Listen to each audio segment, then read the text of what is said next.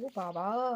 মা আর ছেলে কোথা থেকে কোথায় নাকি পৌঁছে গেছে। কি পরিশ্রম করে ওরা, কি কষ্ট করে কোত্থেকে কই পৌঁছে গেছে। যে কাউকে জ্ঞান দিবে, যে কাউকে নিজেদেরকে জাহির করবে ওরা পরিশ্রমী। আর বাদবাকি সবাই শুধু ঘুমায়। কেউ কোনো কিচ্ছু করে না। তো তোদের এত যদি মানুষের আরাম দেখে হিংসা হয়, তোদেরকে এত কষ্ট করতে পরিশ্রম করতে বলেছে কাকে? হ্যাঁ? সুন্দর, সুন্দর বয়ান, টাকা ইনকাম কি কষ্ট, কষ্ট। তো টাকা ইনকাম শুধু ওদের জন্যই কষ্ট।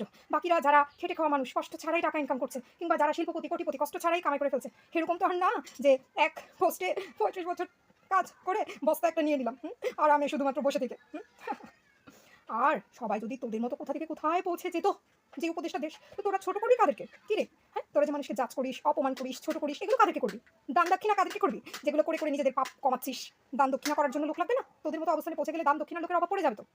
মানুষের কাছে, সমাজের চোখে নিজেদেরকে যে মহান সাজাস, এই দেখেন আমরা একে টাকা দিই, ওকে টাকা দিই, একে এটা হেল্প করি, ওকে ওটা করি, এগুলো কাদেরকে করবি? যদি তোদের মতো সবাই টপ লেভেলে পৌঁছে যায়, এর জন্য তো কিছু মানুষ থাকা দরকার। কি রে? কিভাবে বলে, নিজেদের স্বেচ্ছায় নিজেরা কষ্ট করেছে, পরিশ্রম করেছে, আবার অন্যরা এই অন্যদেরকে ওদের মতোই হতে হবে। মানে একেবারে এটা লিখিত। এটা একদম দুষ্পরিবর্তনীয় সংবিধান সেট করে ফেলেছে। অন্যরা আরাম করলে বা অন্য কোনোভাবে নিজেদের করতে চাইলে, কিংবা অন্য কোনোভাবে নিজেদের জীবন চালাতে চাইলে, সেই হিংসায় জর্জরিত, মানে নিজেরা কষ্ট করছে সবাইকেই এটা করতে হবে, সবাইকে এটা ভুগতে হবে, ভোগান্তিতে করতে হবে। মানুষের জন্য কখনো কোনোদিন ভালো কিছু চায় না, খারাপ ছাড়া ভালোটা চাই না। নিজেরা যে কষ্ট করেছি, আমরা হলে তো ভাবতাম যে আমরা যে কষ্ট করেছি অন্যরা যাতে সেই কষ্টটা না পায়, বা যে যেভাবে আমি কথা বলি, নেগোসিয়েশনে আসি, কনসাল্টে দেখি যে তার পয়েন্ট অফ ভিউটা কি, তার ওপিনিয়নটা কি। ওরে বাবা, ওদের সামনে আবার পিওভি, ওদের সামনে আবার ওপিনিয়ন। ওরাই তো সেরা সেরা শিক্ষিত, ওদেরই সমস্ত জ্ঞান, বুদ্ধি, পড়া লেখা, সার্টিফিকেট, টাকা পয়সা, ক্ষমতা, পাওয়ার সব আছে। ওরা যেটা বলবে সেটাই বেদবাক্য, সেটাই বেদবাক্য। আর বাদ বাকি দুনিয়ার সমস্ত মানুষের দৃষ্টিভঙ্গি ভুল, মানুষের পরিস্থিতি, প্রেক্ষাপট সব ভুল। ওরা ছাড়া, মা ছেলে ছাড়া আর কেউ কোনো কষ্ট করতে শিখে নাই, কষ্ট করতে জানে না। মানে যার সাথে আমি এই পর্যন্ত জুডিশিয়াল ম্যাজিস্ট্রেটের কথা শুনেছি, খালি নিজেদেরকে, নিজেদের বহর, নিজেদের জাহির, সবাইকে দেখছো, ওর বাবা এত ছোটবেলায় মারা গেছে, তারপরেও ও ও কি কিভাবে কষ্ট করছে, ও বিদেশ গিয়ে কি কষ্ট, কি কষ্ট, তো বিদেশ যেতে বলেছে কি? মানুষকে এইসব কথা না বলে, আর বিদেশ গেলে সবাই এমনিতেই কষ্ট করে। একটা কিছু ফ্রিতে এমনি এমনি যখন হাতে মোয়াটা এসে পড়ে না, তখন সেই মোয়ার উপরে আরো মোয়া দিয়ে যখন একটা স্ট্যাক তৈরি করতে চায়, সেটার জন্য না কষ্ট করার যে স্পৃহা, কর্মোদ্যম, সেটা তো এমনিতেই এসে পড়ে। সবার হাতে তো আর এরকম মোয়া ধরিয়ে দেওয়া হয় না। ধরিয়ে দেওয়া হয় না। ইনফ্যাক্ট মোয়া বানানোর যে উপাচার, সেটার একটা দানাও অনেক সময় দেওয়া হয় না। কিংবা একটা দানা দিয়ে বলা হয় তুমি এবার মোয়া গড়ে তুলো। আমি কষ্ট করেছি, তোমাকেও কষ্ট করতে হবে, তুমিও কষ্ট করো। মানুষের আরাম, সুখ, কিংবা মানুষের দৃষ্টিভঙ্গি কোনো কিচ্ছু তারা হজম করতে পারে না, সহ্যই করতে পারে না, সহ্যই করতে পারে না। ওরাই একমাত্র কষ্ট করে উপরে উঠেছে, আর বাদ বাকি কেউ কষ্ট করছে না। বাদ বাকি ওদের জন্যই টাকা ইনকাম, ওদের মা ছেলের টাকা ইনকামটা সবচেয়ে কষ্টের। সবচেয়ে একদম মিষ্টি অমৃত। আর বাদ বাকি মানুষজন শুয়ে শুয়ে ঘুমিয়ে আরাম করে করে সংসার করে, আরাম করে করে পৃথিবীতে জীবনযাপন করছে। সবাই আরাম করে আর ঘুমায়, সবাই ঘুমায়, সবাই ঘুমায়। বিশেষ করে আমার ফ্যামিলি, আমরা শুধু ঘুমিয়েই কাটিয়ে দিচ্ছি, আমরা কোনো কাজ করি না, আমরা অলস। আমরা আর সেটাও যদি হয়ে থাকি, তোর মতো একটা বদের পেট থেকে বের হয়েছে দেখেই তো শনি রাহু কেতুর দশা লেগে এরকম, যার শনি দুর্বল থাকে তাদের এরকম হয়। দেখ না, দেখ না, কিন্তু কত ওজা কবিরাজ জানি, ওজা কবিরাজ ধরে ধরে ধরে ধরে ধরে ধরে যেটা যেটা কিনা লাথি দিয়েছিল আবার নিজের পেটে ঢুকাতে পেরেছি। আমরা তো আর এরকম ওঝা কবিরাজ ধরি না, বা আমাদের এরকম সন্ধানী নাই, অথবা কেউ সন্ধান নিয়ে আসলেও আমরা এগুলোতে যাই না। গেলে তো শনি রাহু কেতুর দশা কিছু কমিয়ে তোর মতো একদম কর্মঠ পরিশ্রমী হতে পারতাম, পরিশ্রমী হতে পারতাম। এ ভালো না, সে ভালো না, এর বাচ্চাকে ভালো ট্রেনিং দিতে পারে না, সে বাচ্চাকে ভালো ট্রেনিং দিতে পারে না। ও খুব ভালো ট্রেনিং দিয়েছে, খুব ভালো ট্রেনিং দিয়েছে, খুব ভালো ট্রেনিং দিয়েছে, কিন্তু লপ্তিও খেয়েছে, লপ্তিও খেয়েছে। নয়তো নয়তো যে যাওয়া আরো 2 বছর আগের যাওয়ার কথা, সেই যাওয়া 2 বছর পরে যেতে হয় কেন? ঘর থেকে ভেগে গিয়েছিল কেন? ওরে বাবা! ওরা যা করে সব ভালো, সব ভালো। ওদেরটা কোনো কিচ্ছু, ওদেরটা একদম গঙ্গা জল প্রক্ষণের মাধ্যমে শুদ্ধ কর্ম। বাদ বাকি যে যা করে সেটার মধ্যেই না পেলাম কুকুর চানা পড়ে থাকে, চানা। মানে অন্যের বাচ্চাদেরকে অন্যরা ট্রেনিং দিয়ে ভালো করতে পারেনি, আর ও কি ট্রেনিং দেওয়ার মতো গো? শুনেছিলাম হালিমার বোনকে পড়িয়েছিলি, তোর কাছে এমন সুন্দর পড়েছে, এমন সুন্দর প্রাইভেট করেছে যে ফেলছো, পারলি না তো পাশ করাতে। নিজেকে সব কিছুতে এত সফল মনে করিস, এত ভালো মনে করিস।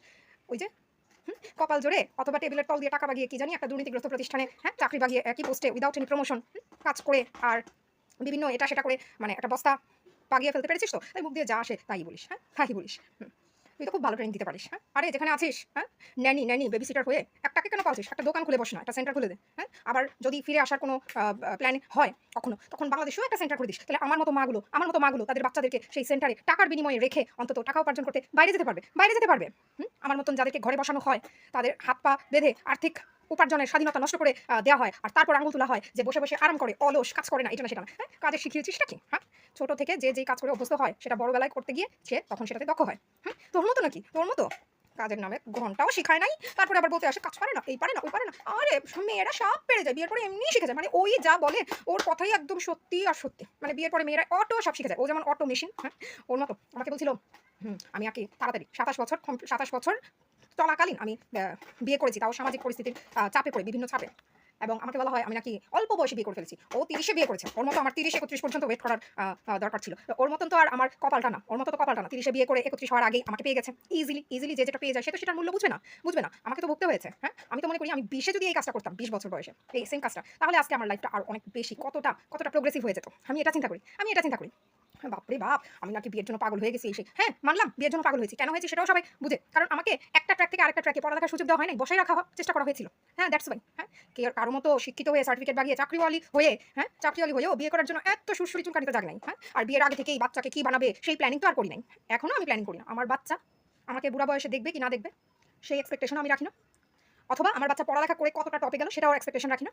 জাস্ট এই এক্সপেকটেশন রাখি যেন অন্তত সমাজের মানুষের জন্য সে খারাপ কোনো কাজ না করে। ভালো কিছু করতে পারুক বা না পারুক that doesn't matter to me. কিন্তু সে যেন খারাপ কিছু না করে। ঠিক আছে? হ্যাঁ, তোর মতো এমন দৃষ্টিভঙ্গি ওয়ালি। ওরে বাপরে! তোর মতো সবার চিন্তা ভাবনা হতে হবে। তোর মতোই সবার দৃষ্টিভঙ্গি হতে হবে। যারা বিয়ের আগে থেকেই বাচ্চার চিন্তা করে, আমার তো বিয়ে করার আগে আমার বাচ্চা নিয়ে কোনো মানে ইয়েই ছিল না। হ্যাঁ, বাচ্চা-কাচ্চা এই সমস্ত নিয়ে আমার মাথায় কিছু আসেই না। ইনফ্যাক্ট আমাকে কেউ বিয়ে করবে কিনা ইভেন সেটা নিয়ে আমি দুশ্চিন্তাগ্রস্ত ছিলাম। কারণ আমার চেহারার ও যে অবস্থা করেছিল, আমার চেহারার যে অবস্থা ছিল যারা দেখেছে তারা জানে, তারা বুঝবে আমি কতটা মেন্টাল প্রেশারে। আমি একবার আমার মনে আছে আমি মেডিকেল তখন আর ক্লাসে যাচ্ছিলাম না। তো রাতের বেলায় ফেসটা ওয়াশ করে আমার তখন প্রচুর মুখ ভর্তি একদম ব্রণ, দাগ। তো দাগ রিমুভ করার জন্য তখন একটা ক্রিম পাওয়া যেত। সেই ক্রিমটা মেখেছি। পোষ্য কুকুরকে পাঠিয়েছে দেখার জন্য আমি কি করছি। এসে বলছে এর চাইতে আর বেশি কিছু লাগালেও আমার চেহারা এরকম চেহারা নাকি বদই থাকবে। আমার চেহারার যে দাগ, ছোপ, ব্রণ আরো হবে। কারণ আমি মেডিকেল ছেড়ে দিয়েছি। এবং পোষ্য কুকুর এই কথাগুলো যে জোরে দরজার সামনে দাঁড়িয়ে বলছিল, সেটা ওর রুম থেকে ডাইনি কিন্তু শুনেছে। তারপরেও মানে পোষ্য কুকুরকে লেলিয়ে পোষ্য কুকুরকে দিয়ে আমাকে শাসন করানো হয়। ঢাকা শহরে থেকে ভালো ডাক্তার কোনটা, কোন ডিপার্টমেন্টের কোন রোগের জন্য কোনটা ভালো ডাক্তার কিচ্ছু বোঝে না। খালি অন্ধের মতো হাতড়ে করে। ওই যে ওর ফ্যামিলিতে ও তো সবকিছু কত মানুষকে নাকি ডাক্তার দেখিয়েছে করেছে। অন্ধের মতো হাতড়ে অথবা মানুষ অন্যদের কাছ থেকে শুনে জেনে হেল্প নিয়ে করেছে। হ্যাঁ, আমাকে বলে হেল্প নিয়েও এক ধরনের নাকি গুণ। হ্যাঁ, আর এর জন্যই বলা হয় হেল্প করেছে, এই করেছে, সেই করেছে। হ্যাঁ, গুণকে কিভাবে দোষ বানাতে হয়, পুলিশ দিয়ে কিভাবে নাস্তানাবুদ করতে হয় সেটা তো একেবারে দক্ষ। কিচ্ছু জানতো না। আমার মুখের দিয়ে ছিঁড়ি ছিল। একটা ভালো ডাক্তার পর্যন্ত তখন ওর মুরুদ ছিল না।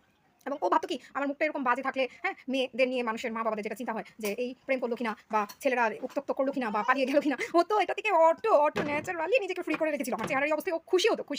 আর ও পশু কুকুর সবাইকে বলে আমি নাকি বলেছি। হ্যাঁ, রাস্তায় একজন জিজ্ঞেস করেছিল, হ্যাঁ, ওই যে আমি রাস্তায় বের হয়ে গিয়েছিলাম মা ছেলের যন্ত্রণার কারণে অতিষ্ঠ হয়ে ওকে পশু কুকুরকে আমার পিছন পাঠিয়েছিল। পশু কুকুর আমাকে হাত ধরে বাসায় চলো বলতে নিয়েছিল। একটা লোক যাচ্ছিল। তো আমি বলেছিলাম আমি হাতটা ছাড়িয়ে নিচ্ছিলাম, আমি বাসায় যাবো না বলাতে লোকটা দাঁড়িয়ে বলছিল তুমি ওর হাত ধরেছো কেন? হ্যাঁ, তোমার ও কি আমার বোন? আমি বলেছি না আমি ওর বোন না।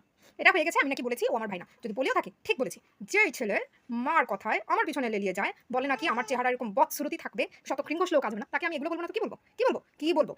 এরকম আমার ভাই থাকার চেয়ে না থাকাও ভালো। এরকম জঘন্য মানুষজন, টক্সিক মানুষজন আমার লাইফে তাদের অস্তিত্ব মুছে যাক। অস্তিত্ব একদম মুছে যাক। ও এই কথা বলাতে আবার বলবে আমি নাকি ওর মাকে খুন করতে যাচ্ছি। আমি নাকি খুনও করে ফেলতে পারি মানুষ। আর ও কি করতে পারে?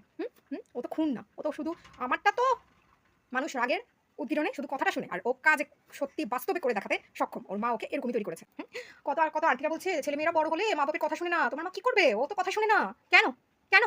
এই কথাগুলো যখন বলেছে তখন আমি মেডিকেল ক্লাস ছেড়ে দিয়েছি। আমার 3rd ইয়ার তখন মাত্র শেষ। 4th ইয়ারের আমি আর কোনো ক্লাস করি নাই। আর সে তখনও ও লেভেল এক্সামেই বসেনি। এত সাহস কোত্থেকে পায়? যদি ডাইনি সাহস না দেয় তখন তো বড়োর কাতারেও পড়ে নাই। তখন থেকেই তো ওকে এরকম বানানো হয়েছে। হ্যাঁ, এর জন্য এখন আর কন্ট্রোলে আনতে পারছে না। এখন কন্ট্রোলে আনতে গেলে বা আমার ব্যাপারে কিছু বললেই তো ওকে উল্টা কামড় দেয় দেখে চুপ করে থাকে। উল্টা আমাকে কিভাবে দাবড়াবে, আমাকে কিভাবে বাজে কথা কি বলবে সমাজের চোখে আমাকে পাগল প্রণাম করে, তার জন্য একদম ফুসলে উঠে। হ্যাঁ, যে কয়দিন লাথি খেয়েছিল তখন আর কি তখন আসছিল আর কি একটু ঘেঁষতে। ও তো এলো গ্রুপিং এর মাস্টার নেই। গ্রুপিং ছাড়া থাকতে পারে না তো। তো এইসব গ্রুপিং থেকে আমাকে অন্তত রেহাই দিলেই হতো।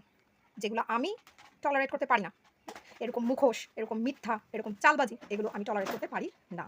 আর বাচ্চা মূল্যেও না সৎ মা কুমিরের যে কান্নাটা করে সেটার জন্য এফোর্ট দেয়। কিন্তু তুই যেই অভিনয়গুলো করেছিস একদম সিমলেস, এফোর্টলেস। তুই কোনো মায়ের পর্যায়েই পড়িস না। সৎ মা হওয়ার যোগ্যতা তোর নাই।